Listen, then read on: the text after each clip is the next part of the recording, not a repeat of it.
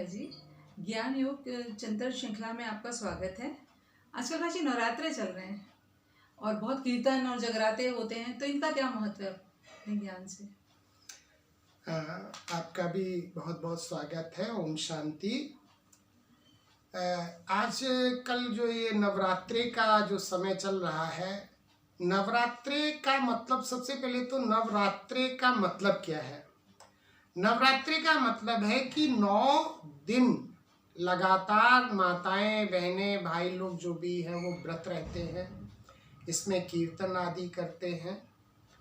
9 दिन इसलिए व्रत रखा जाता है कि सही माने में परमात्मा हम आत्माओं के अंदर कोई ना कोई ऐसी क्वालिटीज, ऐसे गुण और विशेषताएं भगवान ने हमारे अंदर दी हैं, जो हमारे अंदर भरी हुई हैं, उससे हम संपन्न हैं।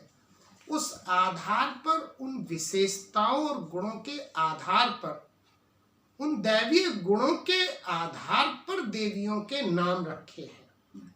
जैसे कि आप देखिए, जब परमात्मा से हमारा संबंध हो जाता है या परमात्मा ज्ञान हमें मिल जाता है, तो हमारे अंदर सबसे पहली चीज संतुष्टता आ जाती है।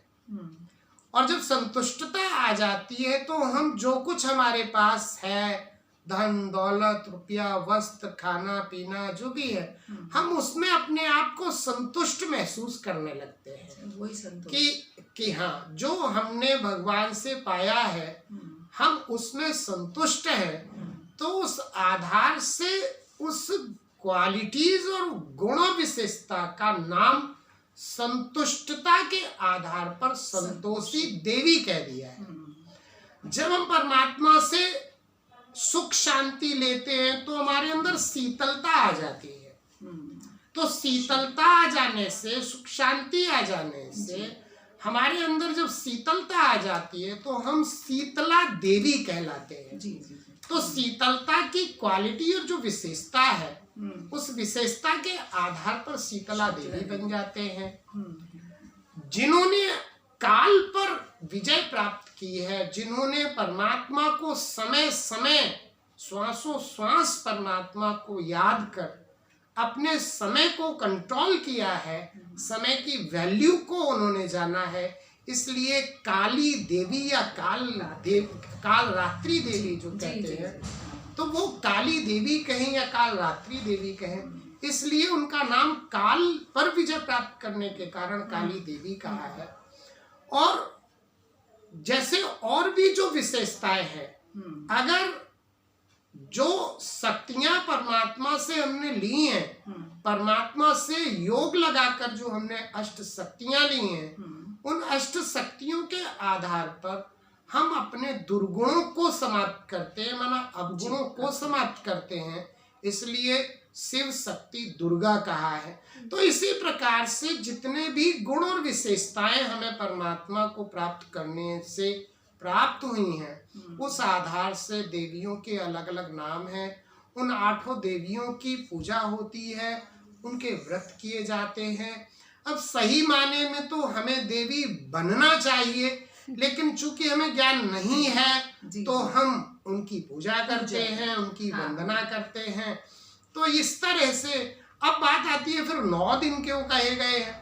9 इसलिए कहे गए हैं, अब 8 तो देवियां हैं और 8 हाथ भी दिखाते हैं दुर्गा जी को, लेकिन 8 के साथ में फिर 9 में जो परम पिता परमात्मा है, वो उनको शिव के नाम पर उनको 9 देवियों के रूप में माना जाता है।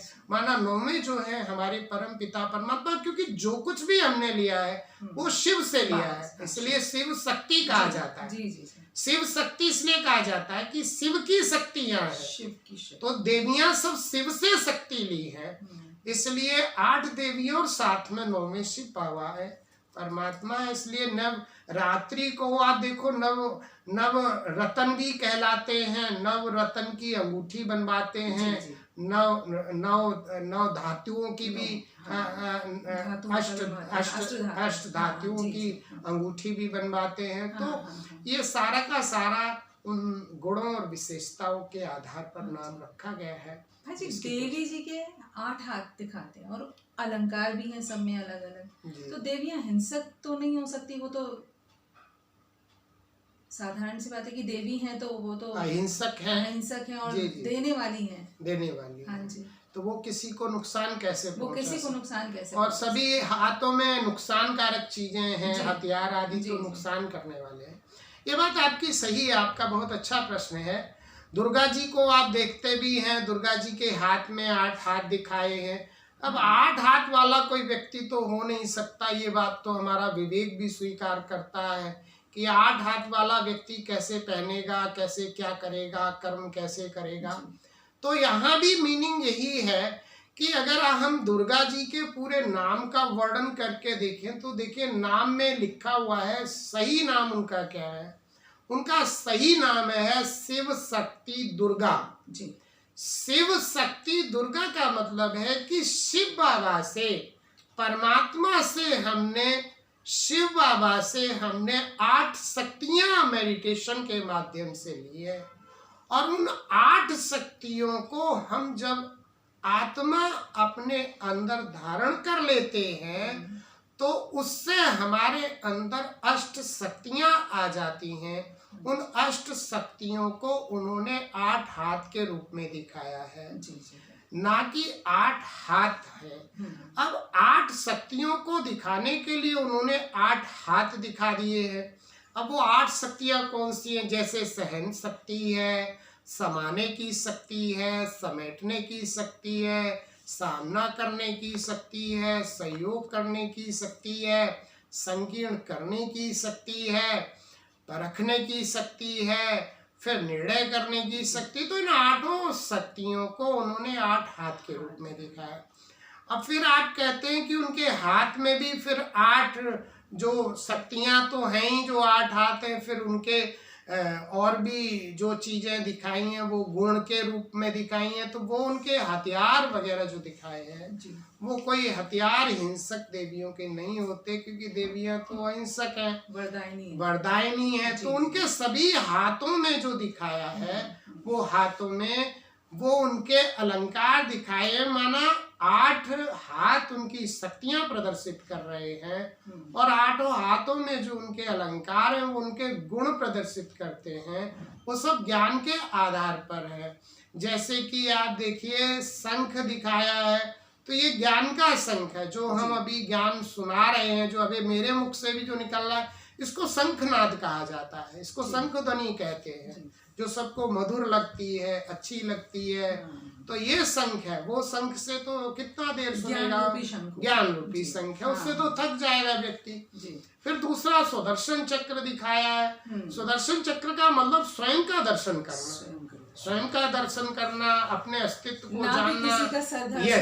ऐसा नहीं है। सुदर्शन का मतलब है कि जो हमारे आत्मा के जो 84 जन्म है, कैसे सतयुग में पाठ बजाया, फिर त्रेता में पाठ बजाया, फिर द्वापर में, कलयुग में कैसे पाठ बजाया, ये सारा का सारा जो सुदर्शन चक्र है वो ज्ञान का सुदर्शन चक्र है, जिससे हमारे अंदर के अवगुण जो है वो आसुरी गुण समाप्त हो जाते हैं। और फिर उसके बाद दिखाया है हाथ में तलवार दिखाई है। तलवार का मतलब ज्ञान की तलवार है। ज्ञान की तलवार से हम व्यक्ति को कहते नहीं, इन्होंने ऐसी बात सुनाई कि हमारा दिल एकदम घायल हो गया, माने ज्ञान की बातें अच्छी लगती हैं। तो और फिर दिखाया गया है धनुष भी दिखाया। ज्ञान के जो तीर हैं हमारे मुख से निकलते हैं, तो उसको ज्ञान के तीर का है, तलवार का है और धनुष का है। फिर वहाँ ढाल भी दिखाई है। तो मेडिटेशन हमारी ढाल है। मेडिटेशन जो है हमारी ढाल है। उस योग की ढाल से हम बहुत अशुद्ध वाइब्रेशन से अपनी बचत कर सकते हैं। किसी के नेगेटिव अगर वाइब्रेशन है तो उससे हम अपने को बचा सकते हैं। तो ये सब चीज़ें जो है दिखाई हैं वो सभी मेडिटेशन की दिखाई हैं। फिर उसके बाद आप देखिए त्रिशूल दिखाया है, उससे जो राक्षस लेटा है उसका वध कर रही हैं। तो हमारे अंदर ही जो अकासुर हैं और जो हमारे अंदर जो असुर है, आसुरी संस्कार है, उनको हम समाप्त करते हैं। हाँ जी। तो ये सब ज्ञान के ही अलंकार है। हाँ। और फिर एक हाथ फिर उनका दया का भी दिखाया है। हाँ जी। भाई आप शक्ति हैं तो दया भी दिखाइए कि हाथों से उनकी दयावान है, कृपावान है देवी। तो शक्ति भी है तो शीतला भी है। तो ये सारे अलंकार जो दिखाए हैं वो उनकी क्वालिटी और ज्ञान के अलंकार हैं, ना कि कोई हिंसा के हैं। देवी देवताएं तो डबल अहिंसक होते हैं, वो क्यों किसी की हिंसा करेंगे। तो ये सारा का सारा हमारा ज्ञान के आधार पर ही हम अपने आसुरी अवगुणों से, अपनी शक्तियों से लड़ते हैं। हाँ। जिससे हमारे अंदर देवत्व आता है। बहुत अच्छा क्लियर हुआ है जी। बहुत मतलब आज पूर्णतः समझ में आ रहा है कि नौ दुर्गा और नवरात्रे इनका क्या अपना महत्व है। व्रत करने का क्या महत्व है जी? हाँ, व्रत भी करते हैं और फिर कीर्तन भी करते हैं। हाँ जी। तो उसका भी मीनिंग है कि आप देखते हैं जागते हैं पूरी रात, रात भर जगराता भी किया जाता है। तो इसका मीनिंग भी है कि जब हम ज्ञान मिल जाता है, जब हमें नॉलेज मिल जाती है, तो हम जैसे हमारे अंदर जागृति आ जाती है। हाँ। माना हम जब जागृति आ जाती है तो उस जागृति के कारण जब हमारी आत्मा के अंदर ज्ञान की जागृति आती है तो उसको जगराता कह दिया है। माना हम जैसे रात से दिन में आ जाते, चेतना हो जाती, आत्मिक चेतना हमारे अंदर जो जागृति है उससे जगराता का मीनिंग है। फिर दूसरी चीज है जो व्रत करते हैं, तो वहाँ तो हम 9 दिन सिर्फ व्रत करते हैं। 9 दिन हम लहसुन प्याज वगैरह कुछ नहीं खाते हैं, नॉनवेज भी नहीं खाते हैं, लेकिन फिर उसके बाद फिर खाने लगते हैं। लेकिन ऐसा नहीं है। परमात्मा जब मिलते हैं तो हमें इस पूरे संगम युग ऐसे आजीवन व्रत रखते हैं कि उससे हम 21 जन्म देवत्व को प्राप्त हो जाते हैं। तो हम कोई भी ऐसी चीजें नहीं खाते जो देवी देवताएं स्वीकार नहीं करते। पूरे संगम में सात्विक तो पवित्रता का व्रत और अन्न का व्रत, ये हमारे दैवी गुणों का व्रत, ये सभी व्रत हम करते हैं। कोई 1-2 दिन का व्रत नहीं है। तो इस तरह से हम प्रतिज्ञा भी करते हैं, जगराता, फिर कीर्तन करते हैं। तो परमात्मा ने इस समय हमारी जो कीर्तियाँ गाई हैं, जो हमारे गुण, हमारी विशेषता भगवान इस समय वर्णन करते हैं, उन्हीं का उन्होंने भक्ति मार्ग में कीर्तन बना दिया है। तो जो देवताओं की कीर्ति है उसी का कीर्तन और गायन होता है।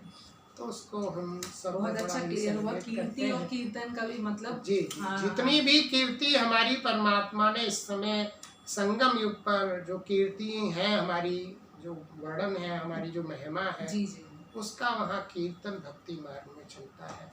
जी, इसी के ये नवरात्रि मनाए जाते हैं। बहुत बहुत धन्यवाद भाई जी आपका। बहुत ही मतलब इतनी डिटेल जानकारी मिली आज नवरात्रि के विषय पर कि